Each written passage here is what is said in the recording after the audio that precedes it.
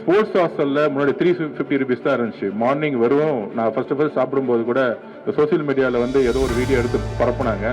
நான் ஜஸ்ட் சாப்பிடும்போது ஒரே ஒரு இட்லி 2 எக்கு மட்டும்தான் இருந்துச்சு. ஒரு ஸ்போர்ட்ஸ்மேனுக்கு ப்ரோட்டீன் பேஸ்டு ஃபுட் இருக்கணும்.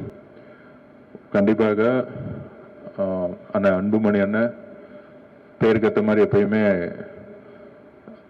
ஒரு வார்த்தை கூட வந்து கோபமான வார்த்தை கூட அன்பாவே இருக்கும் அவர்கிட்ட.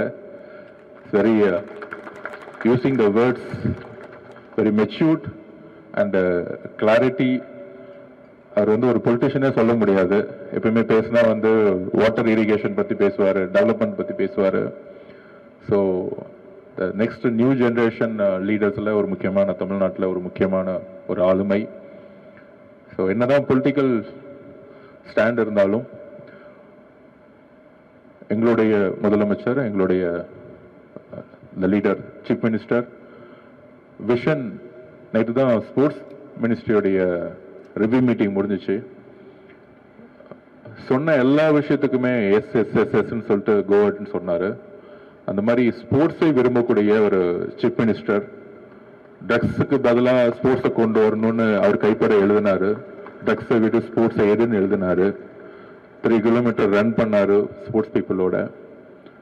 அதே மாதிரி நம்மளுடைய முன்னாள் ஒன்றிய கேபினட் மினிஸ்டர் அவரும் அப்போலேருந்தே ஸ்போர்ட்ஸில் இருக்கார். இன்னைக்கு இல்லை, கிட்டத்தட்ட நான் தமிழ்நாடு ஒலிம்பிக் அசோசியேஷன் செக்ரட்டரியாக இருக்கும்போதே ஒரு 10 வருஷமா அண்ணன் வந்து இங்கே எலெக்ஷனில் நின்று அசோசியேஷனில் இருக்கக்கூடிய ப்ராப்ளம், டிரான்ஸ்பரன்சி, ரெக்கமெண்டேஷன்லாம் க்ளீன் அப் பண்ணி இன்னைக்கு இங்கே நேஷனல் வரைக்கும் பிளேயர்ஸ் வந்து ட்ராவல் பண்ணுறாங்கன்னா அஃப்கோர்ஸ் ஒரு குட் லீடர்ஸால் இருந்தால் மட்டும்தான் அந்தந்த அசோசியேஷன் வந்து ஒரு சஸ்டைன் பண்ண முடியும்.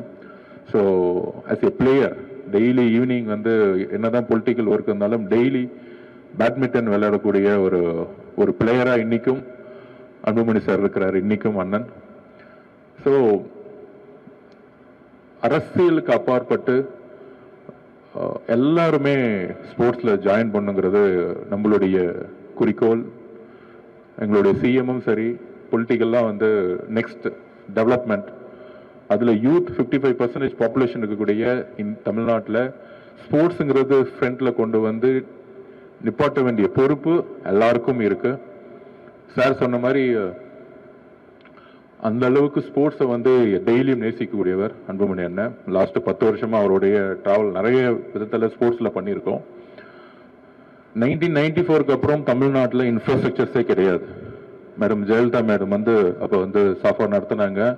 ஸோ அப்போ தான் இந்த நேரு ஸ்டேடியம் உருவாக்கப்பட்டது, வேளச்சேரி உருவாக்கப்பட்டது, டென்னிஸ் கோர்ட் உருவாக்கப்பட்டது.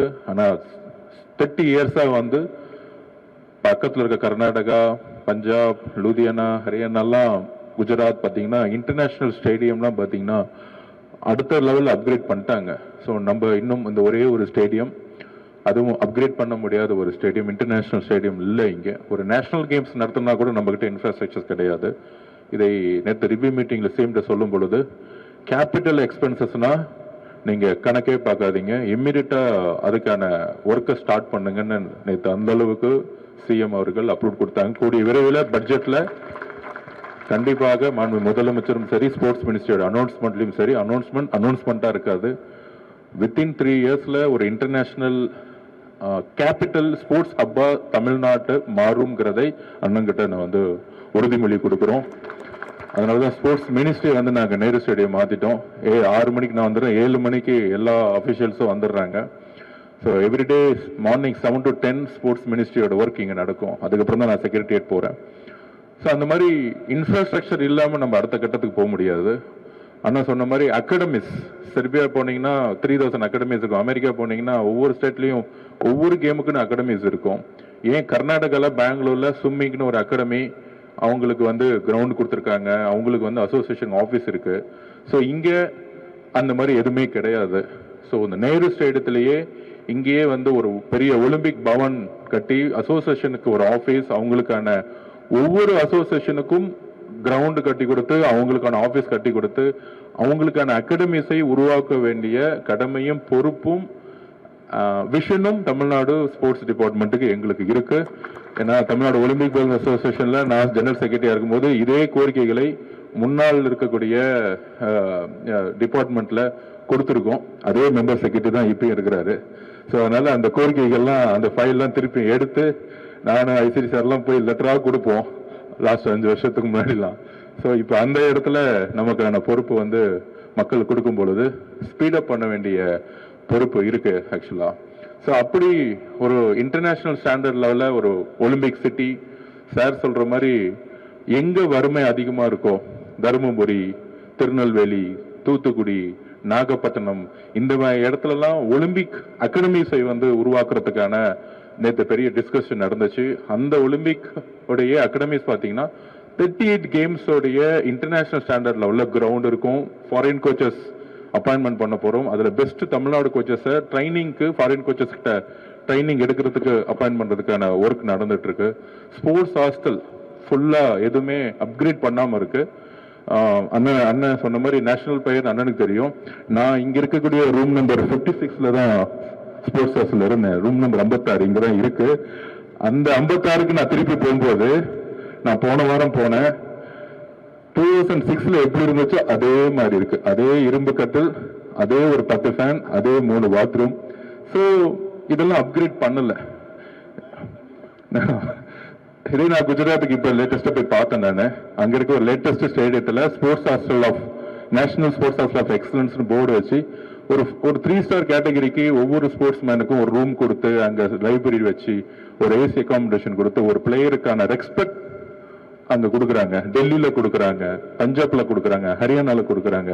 ஆனா நம்ம பிளேயர்ஸ்க்கு வந்து நைட்டு இப்ப நாங்கெல்லாம் தூங்கும்போது கஷ்டப்பட்டு மார்னிங் 3 hours 6 to 9 வரைக்கும் விளையாடுவோம். திருப்பியும் 4 to 8 வரைக்கும் விளையாடுவோம். அவ்வளோ பயங்கர ப்ரெஷர்டு ஒரு ஸ்போர்ட்ஸ் லைஃப் எங்களுக்கு இருக்கும். ஆனா தூங்கலான்னு பார்த்தா ஃபேன் ஓடாது, வேர்த்து கொட்டும், நைட்டு தூக்கம் இருக்காது, ஏசி இருக்காது.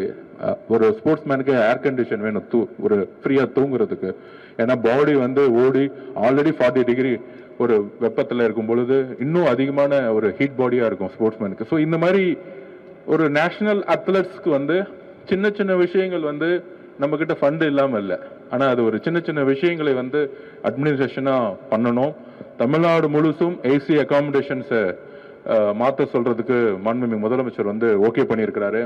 அது இல்லாம இந்த 60 daysல ஸ்போர்ட்ஸ் ஹாஸ்டல்ல முன்னாடி 350 rupees தான் இருந்துச்சு. மார்னிங் வெறும் நான் ஃபர்ஸ்ட் சாப்பிடும்போது கூட சோசியல் மீடியால வந்து ஏதோ ஒரு வீடியோ எடுத்து பரப்புனாங்க. நான் ஜஸ்ட் சாப்பிடும்போது ஒரே ஒரு இட்லி 2 எக்கு மட்டும்தான் இருந்துச்சு. ஒரு ஸ்போர்ட்ஸ் மேனுக்கு புரோட்டீன் பேஸ்டு ஃபுட் இருக்கணும். ஆனா ஸ்போர்ட்ஸ் ஹாஸ்டல் நேஷனல் அட்லெட்டுக்கு புரோட்டீன் பேஸ்டு ஃபுட்டே கிடையாது. ஒரு இட்லி 2 எக் இருந்துச்சு காலையில. ஸோ சாயில பாத்தீங்கன்னா எல்லா மெனு இருக்கும். பிரெட்ஸ் இருக்கும், கார்ன்ஃபிளக்ஸ் இருக்கும், நட்ஸ் இருக்கும், ஒரு நேரத்துல புரோட்டீன் ஃபுட் இருக்கும், கார்ப்ஸ் ஃபுட் இருக்கு, இட்லி இருக்கும். அந்த மாதிரி ஒரு 3-4 மெனு இருக்கும் சாயில. சென்ட்ரல் கவர்மெண்ட்லோடைய சாய் ஹாஸ்டல்ல அந்த மாதிரி இருக்கும். ஸோ அதை அப்கிரேட் பண்றதுக்கு மாண்புமிகு முதலமைச்சர் சொன்ன உடனே 350ங்கிறது 450 ஆச்சு. கிட்டுக்கு வந்து 25,000 மாத்திருக்கோம். வருஷத்துக்கு மினிமம் 3 நைட் ஷூஸ் அந்த மாதிரி ஒரு குவாலிட்டியான ஷூஸ் கொடுக்கணும்.